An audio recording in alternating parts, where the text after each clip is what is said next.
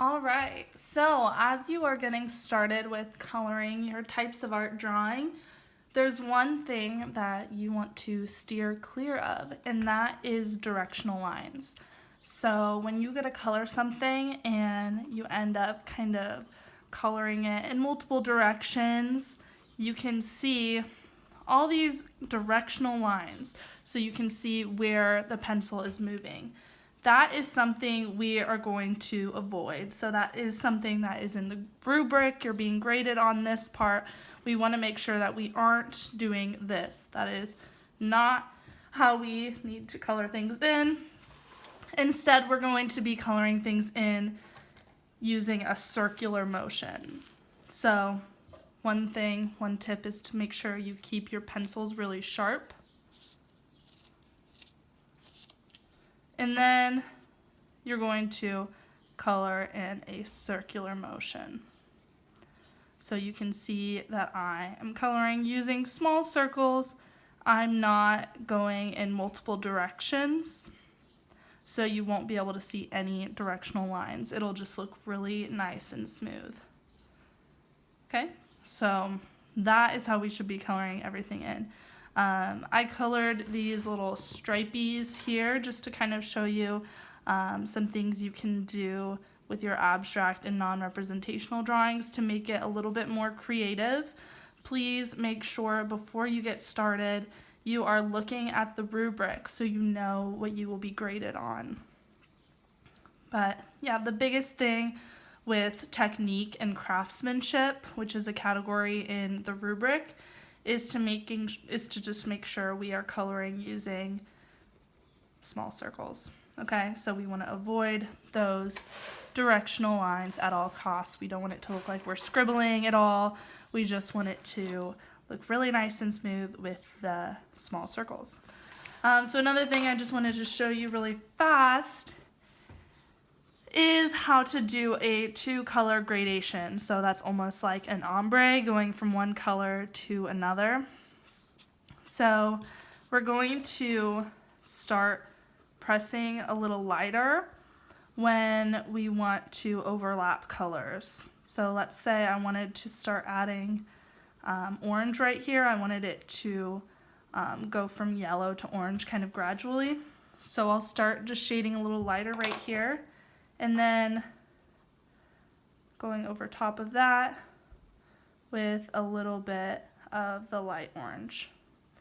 And you're just going to continue to layer the colors on top of each other, and in the places that they are layered, we're going to press down really lightly.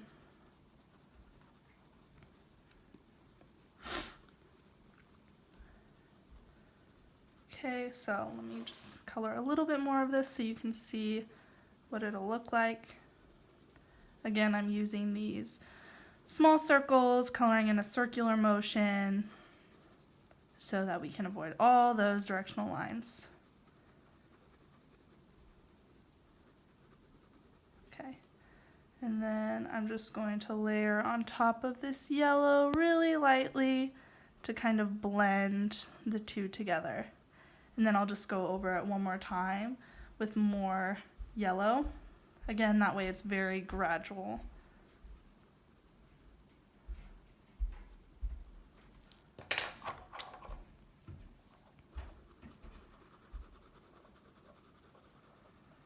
So coloring is really all about layers and all about using a circular motion. Okay, there's just one other thing I want to just quickly talk about before I end the video, and that is texture. So if you have an animal that has any type of fur, you will be doing little lines to represent texture. And with this, you don't want to only use one color, so you want there to be a variation. Even if you're doing a dog that has brown fur, you want to add a couple other colors to it because there will be light and shadows on it that will create the illusion of multiple colors. So maybe think about adding some yellow to represent the highlights, and maybe some black or a dark blue to represent shadows.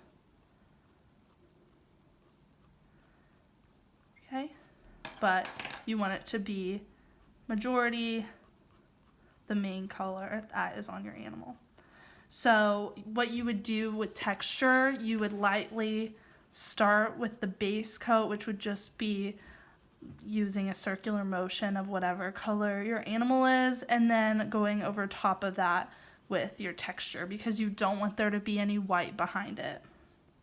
And when you're doing texture, you want to make sure your pencil is extra sharp.